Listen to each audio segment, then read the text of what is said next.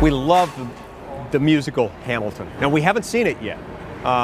We hope to see it sometime soon. We almost got the chance to see it just before it came out on Broadway, and we went to show up to buy tickets. It would have been cheaper then. It would have been a lot cheaper then. But we listen to the music all the time. We absolutely love it. One of the many reasons I love it is I talk a lot about Hamilton in my book. Any sense that they might have gotten the idea from you? Oh, absolutely. I'm sure I inspired all the music and all the lyrics. There's no question in my mind. Having written so much about Hamilton in my book, particularly in chapter 3, it was easy for me to understand why he would be a compelling character, lead character in a play or a movie or a musical. I tell the story about how he got up at the Constitutional Convention starting on, he gave this speech on June 18th, 1787. He actually proposed rather aggressively a monarchy. He said we should have a king.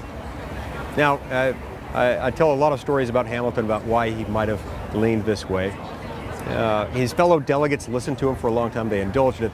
Ultimately, they resoundingly rejected it. We think that's one of the reasons why he was never president. They were so offended by this, it had the effect of ending his political career. At least his political career insofar as it would allow him to run for president of the United States.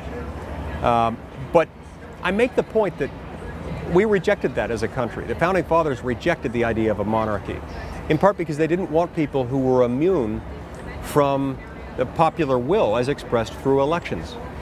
And yet, ironically, today, we see that we are a government, we have a government at the national level that is constantly subjecting the people to laws that are not made by the people's elected representatives, that are made and enforced by men and women who, however hardworking and well-intentioned and well-educated they might be, are not elected. They will never stand for election. They're not really even accountable to anyone who is elected.